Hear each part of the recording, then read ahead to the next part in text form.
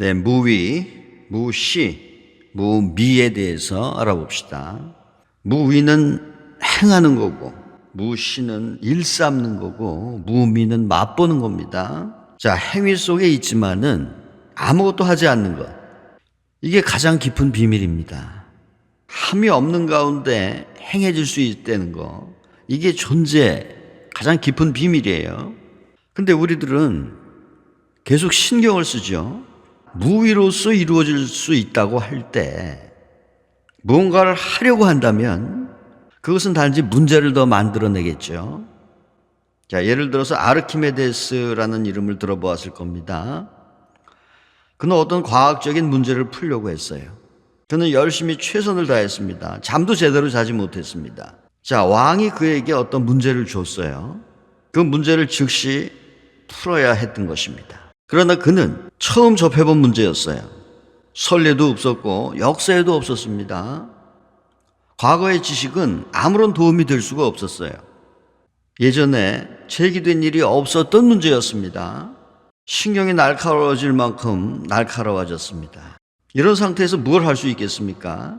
풀지 못하면 풀지 못하는 겁니다. 그래서 그는 무력감을 느꼈어요. 그래서 하루는 그가 욕조에 누워서 목욕을 하면서 휴식을 취하고 있었습니다. 문제 푸는 생각을 놔버린 거죠. 도저히 풀리지가 않았습니다. 근데 갑자기 그 순간 그 문제가 풀린 거예요. 그는 너무도 신이 나서 자기가 발가벗었다는 것도 까맣게 잊고서 거리로 뛰쳐나와 소리쳤습니다. 유레카, 유레카.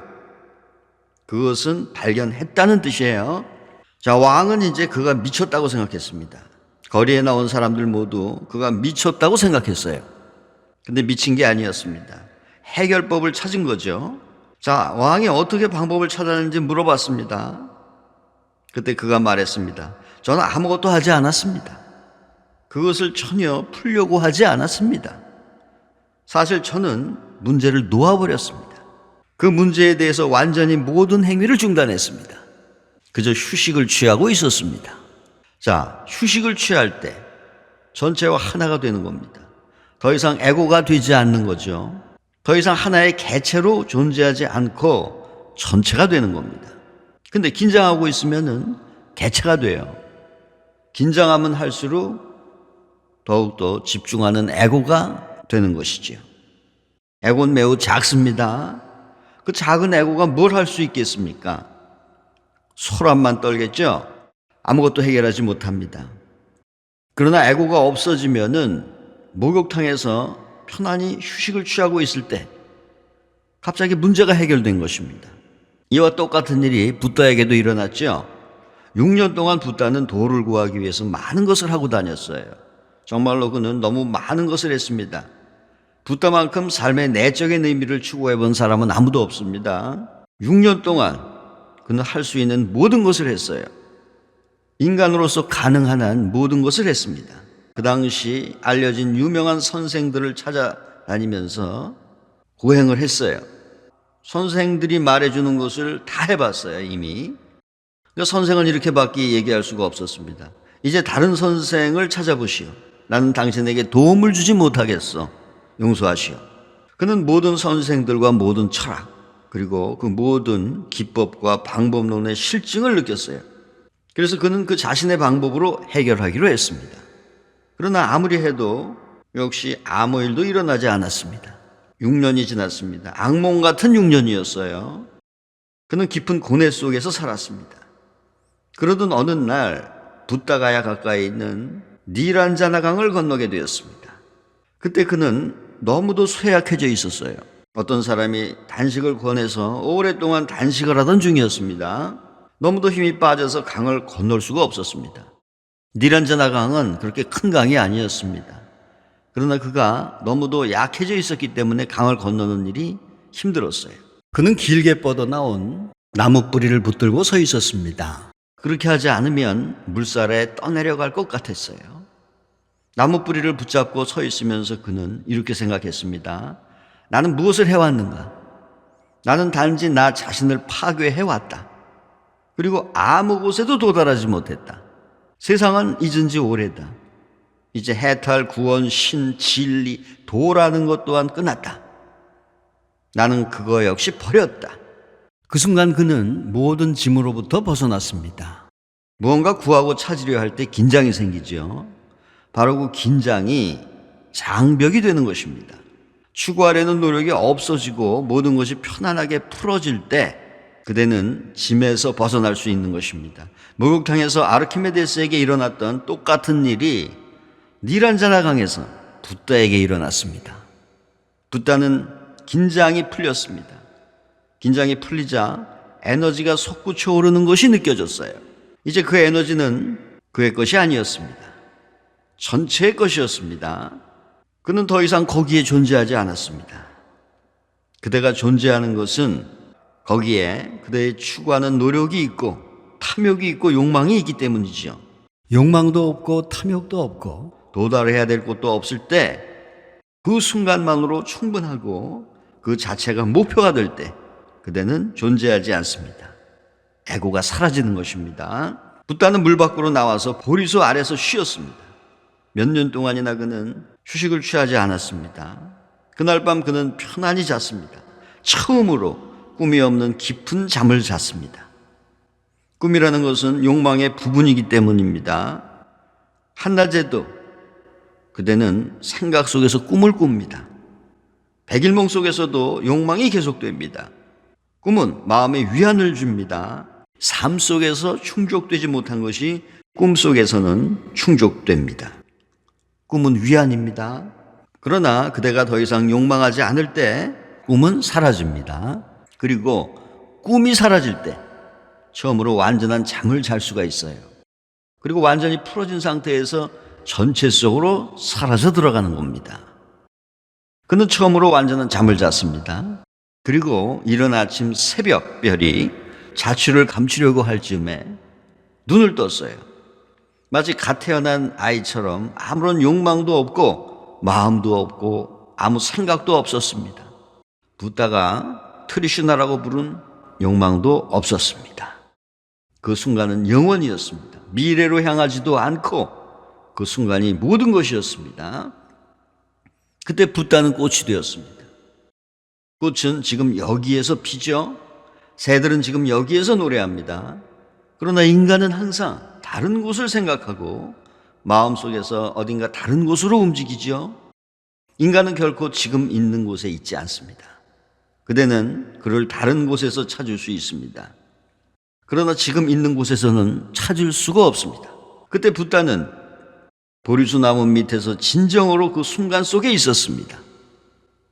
육체적으로도 그는 거기 있었고 정신적으로도 그는 거기 있었으며 영적으로도 거기 있었습니다. 그때부터 이 보리수가 깨달음의 나무가 되었습니다. 단 하나의 생각도 없었습니다. 의식의 호수에는 물결 하나 일어나지 않았습니다. 모든 것이 조용하고 고요했습니다. 어떤 욕망도 방해하지 않았습니다. 아무런 소란도 없었어요. 그는 마지막으로 사라져가는 별을 바라보고 깨달았습니다. 나중에 사람들이 그에게 묻곤 했습니다. 당신은 어떻게 진리에 도달했습니까? 그는 이렇게 말했습니다. 내가 찾는 일을 그만두었을 때, 그리고 무엇을 하려는 노력을 그만두었을 때 행동 없는 속에서 깨달음이 일어났다. 깨달음은 항상 그렇게 일어나는 것입니다. 언젠가 그대도 이런 일을 겪어보았을 겁니다. 붓다나 아르키메데스와 같지는 않지만은 가끔 그대가 어떤 사람의 이름을 기억하려고 할 때 생각이 날 듯 말 듯 할 때가 있죠. 그러나 생각이 안 납니다. 답답하죠. 그리고 매우 긴장하게 됩니다. 근데 어떡하겠습니까? 생각이 나지 않으면 나지 않는 거죠. 생각을 해내려고 하면 할수록 더욱더 어려워집니다. 그때 생각을 그만두죠. 그리고 담배를 피워물고 연기를 내뿜는다든가 정원을 나가 잠시 동안 휴식을 취합니다. 라디오를 켜둔 차를 마십니다. 안 그러면 여러 가지 일을 하면서 생각을 잊어버려요. 그리고 갑자기 그때 생각이 떠오르죠. 이런 것이 아주 작은 깨달음입니다. 그러나 깨달은 자들과 같은 질을 갖고 있는 각성이에요. 이런 게 아주 작은 사토리라서 자랑할 것도 없지만은 같은 종류입니다. 만약 그대가 그 과정을 이해할 수 있다면은 무위를 이해할 수 있을 것입니다. 행위를 통해서 얻지 못하는 것들이에요. 이것이 판단 기준입니다. 행동에 의해서 얻을 수 있는 것이 있다면은 그것은 이 세상에 속하는 것입니다. 행동으로 얻을 수 있는 것은 물질 세계에 속한 것입니다. 그리고 영적인 세계에 속한 것은 행동으로 얻을 수 없습니다. 그것은 오직 무위, 이완, 완전한 놓아버림을 통해서 얻을 수 있는 것입니다. 완전히 내려놓으세요. 이완하고 진리를 추구하려는 긴장을 풀어야 됩니다. 진리를 추구하려고 할 때 세속적인 마음이 생겨요. 세상에서는 야망이 필요하고 노력이 필요합니다. 왜냐하면 경쟁이 매우 치열하기 때문이죠. 그는 혼자만 있는 것이 아닙니다. 수백만의 사람들이 애를 쓰면서 서로 싸우고 경쟁하고 있어요. 끊임없는 전쟁이 계속되고 있습니다. 세상은 끊임없는 전쟁입니다. 모든 사람이 다른 사람들과 싸우고 있어요. 아들이 아버지와 싸우고 아버지가 아들과 싸웁니다. 어머니가 아이들과 싸우고 아이들이 어머니와 싸워요. 형제들과 서로 싸우고 나라와 나라가 싸우고 가족들이 다른 가족과 싸웁니다. 모든 사람들이 깊은 충돌과 싸움 속에 있습니다. 그런 상태에서 긴장을 풀면은 그대는 수상이 될 수 없어요. 긴장을 푼다면 대통령이 될 수 없습니다. 록펠러나 포드도 될 수가 없겠죠. 거기서 긴장을 풀면은 그대는 붓단한 노자 같은 거지가 될 겁니다. 거긴 싸움이 필요하죠. 세상은 폭력에 속해 있기 때문입니다. 세상은 에고에 속해 있고 다른 사람보다 더 공격적인 사람에게 속해 있습니다. 단 한순간만이라도 아무것도 하지 않는 것은 불가능해 보입니다. 낡은 습관 때문에, 깊이 뿌리 내린 오래된 틀 때문에 그대는 항상 무언가를 하려고 하죠. 그러나 아무것도 하지 말아야 됩니다. 존재의 세계에서는 행위가 필요치 않아요. 행위가 필요치 않은 것이 존재의 의미입니다. 존재 속에서 가장 깊은 곳에서 그대는 꽃을 피우게 됩니다. 끝없는 깊이 속에서 그대는 끝없는 높이로 꽃을 피우게 되는 겁니다. 그러나 이것은 아무 노력도 필요치 않습니다. 조용히 앉아서 아무것도 하지 않으면 풀은 저절로 자라잖아요. 아무것도 하지 않고 조용히 앉아있는 것이 행위를 하는 유일한 방법이에요. 풀은 스스로 자랍니다. 풀을 잡아당길 필요 없습니다. 단지 옆에서 기다리기만 하면 돼요. 그대가 기다리는 동안 풀은 자라는 것입니다. 내적인 존재 속에서는 어떤 노력도 필요치 않다는 사실을 이해하면 갑자기 새로운 차원이 열립니다. 종교적인 사람은 긴장이 없습니다. 사실 종교적인 사람은 무엇을 성취하려고 하지 않습니다. 만약 종교적인 사람이 무언가를 성취하려는 것을 본다면 그는 종교적인 것이 아닙니다. 그는 보통 세상 사람과 똑같다는 걸 알아야 됩니다. 단지 자신이 부르는 신의 이름만 바꿨을 뿐. 그러니까 무슨 백공을 추구한다든가 또 사람들을 가스라이팅 시키는 그러한 행위들, 이건 뭔가 성취하려는 행위들이잖아요. 결국 돈을 원하는 거죠. 돈과 노동력을 갈취하는 겁니다. 그런 사람이 초종교라는 이름을 써요. 종교적인 사람이 아닌 사람이 어떻게 초종교라는 말을 쓸 수 있습니까? 그러니까 아무것도 하지 않는 이 상태를 우린 즐길 줄 알아야 됩니다. 간단하게 보이지만은 어렵습니다. 왜 그럴까요? 에고 때문에 그런 거죠. 아무것도 하지 않는 시간을 찾아보세요. 그런 시간을 찾으면은 단지 눈을 감고 아무것도 하지 말아보세요. 곧 그 맛없는 상태를 맛볼 것입니다. 존재의 다른 차원으로 들어갈 것입니다. 예수가 살고 크리스나가 살고 노자가 살았던 그 차원의 맛을 보게 될 것입니다. 또 우리가 계속 일에 매달리면 불안이 생기죠. 때로는 무사를 일삼아 볼 필요가 있습니다. 아무것도 하지 말아 보세요. 제가 어렸을 때 부모님들은 저를 무척 걱정하셨습니다. 그분들은 매우 사랑스럽고 현명하고 명석한 사람이었습니다. 근데 저는 3년 동안 제 골방에 누워서 그냥 갖다 주는 밥을 먹고 내놓고 그런 상태가 계속됐어요. 눈을 떠보니까 눈이 내리고 있었고 창가에, 또 눈을 떠보니까 창가에 개나리가 피어 있었습니다. 자그마치 3년 동안 그 상태에 있었어요, 제가. 부모님들이 얼마나 걱정하겠습니까? 일어나서 무엇이든지 해라. 그렇지 않으면 아무것도 성취하지 못할 거다. 실패하게 될 거다. 이런 얘기를 했습니다. 차라리 나가서 놀아라.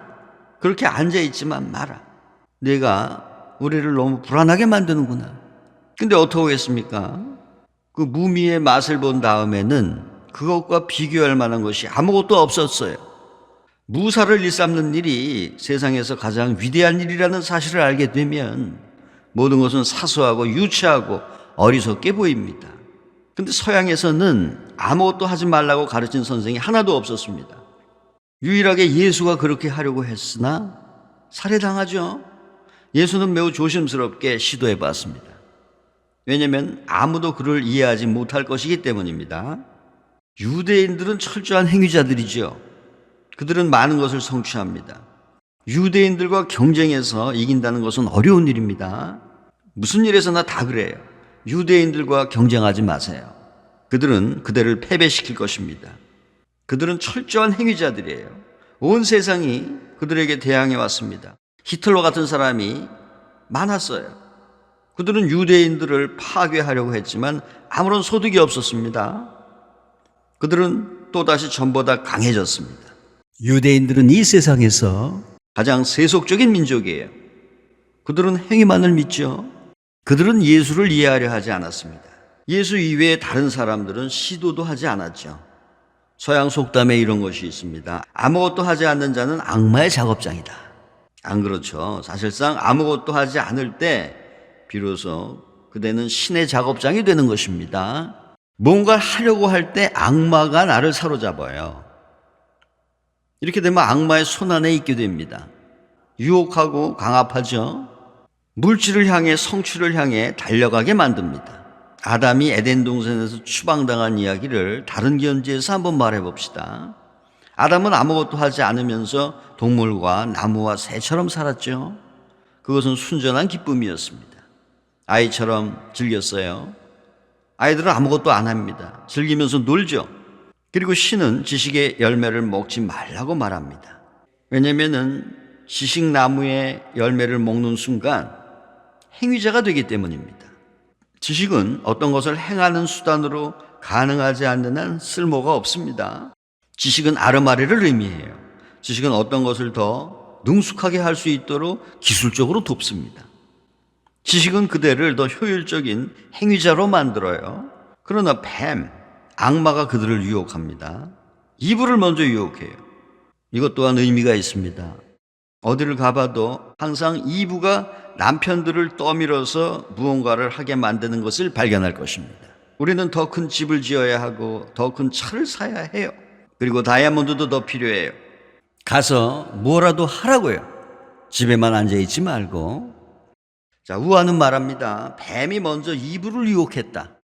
지식의 열매가 금지된 것은 신이 너희들이 신처럼 되는 것을 원치 않기 때문이다. 지식나무의 열매를 먹으면 너희도 신처럼 될 것이다. 모든 광고는 남자가 아닌 여자들에게 호소합니다. 그 뱀은 최초의 광고 대행사예요. 그는 개척자입니다. 그는 올바른 고객에게 접근한 겁니다. 만일 남편을 잡고 싶다면 그의 아내를 잡아라. 일단 세차가 그녀 마음속에 들어가면은 그녀는 그 세차를 남편의 마음속에 밀어넣습니다. 이브가 지식의 열매를 맛본 후에 그녀는 아담을 유혹합니다. 그리고 그들은 추방당했습니다. 낙원으로부터 쫓겨났습니다. 그 의미는 그들이 교활하고 지식이 있는 행위자가 된 후에 그 안에서 즐거워하던 존재의 무고함을 잃어버렸다는 뜻입니다. 그전에는 시간이라는 것이 없었어요. 자, 우화에서는 신이 그들을 추방할 때 이렇게 말했다고 전합니다. 이제 그들에게는 죽음이 있을 것이다. 그 전에는 시간이라는 것이 없었기 때문에 죽음이 존재할 수도 없었어요. 아담이 죽지 않는다는 것이 아닙니다. 죽음이 존재할 수 없었다는 말입니다. 새들은 죽죠. 그러나 그 죽음에 대해서 아무것도 모릅니다. 단지 살다가 죽을 뿐이에요. 단 한순간도 죽음을 걱정하지 않습니다. 동물들은 살다가 죽지만은 그들에게는 죽음이 문제되지 않습니다. 그들은 죽음을 생각해 보지도 않아요. 웅크리고 앉아 죽음이 무엇인지, 죽은 다음에도 계속 살게 되는지 생각하지 않습니다. 하지만 시간이라는 개념이 들어올 때 죽음이 들어옵니다. 지식이 들어오고 시간이 들어오고 그런 다음 죽음이 들어옵니다. 그리고 수많은 문제가 그로부터 파생되는 거죠. 자, 인간은 다시 무고해져야 합니다. 인간은 지식을 버려야 합니다. 그러나 모든 아름다운 것, 진실하고 선한 것은 행위가 없을 때 일어난다는 사실을 알게 될 때, 오직 그때만이 그대는 지식을 버릴 수가 있습니다. 그렇지 않으면 결코 지식을 버릴 수 없을 것입니다. 자, 이 깨달음의 상황은 이해의 빛을 던져줍니다. 지식은 버려야 할 것이라는 통찰을 주고자 하는 겁니다. 그러나 그대는 즉시 이렇게 물을 것입니다. 만일 지식을 버린다면 우리가 어떻게 많은 일을 할 수가 있겠습니까? 자, 그럼 깨달은 자는 뭐라 그러겠습니까? 그대들이 말하는 많은 일이라는 것은 필요치 않다. 가장 내적인 존재는 함이 없는 가운데 꽃을 피울 수 있다. 자, 신이라는 이름을 굳이 사용할 필요 없습니다. 신인이란 말도 사용할 필요가 없습니다. 들어가 보니까 뭐였어요? 그 신인이라는 사람이 돈인이었죠. 돈인. 직접적인 표현 쓰지 않는 게 좋습니다. 어떤 상황만을 보여줘도 충분해요. 무미라는 말 또한 그런 겁니다. 신은 아무런 맛도 없어요. 맛이라는 것은 이중성 속에서만 존재할 수 있기 때문입니다. 신은 우유 맛이 아니에요. 또 광천수 맛도 아닙니다. 아무 맛도 없어요. 만일 어떤 것이 달다면은 다른 어떤 것은 써야 하겠죠. 그리고 어떤 것이 좋다면은 다른 어떤 것은 나빠야 합니다. 어떤 것이 신성하면 또 다른 어떤 것은 악해야 합니다. 무미라는 것은 비이원성을 의미합니다. 힌두교에서는 그것을 아드바이타라고 부릅니다. 무미는 시적인 표현이에요. 그것은 직접적인 설명이 아니라 단지 힌트를 주는 겁니다.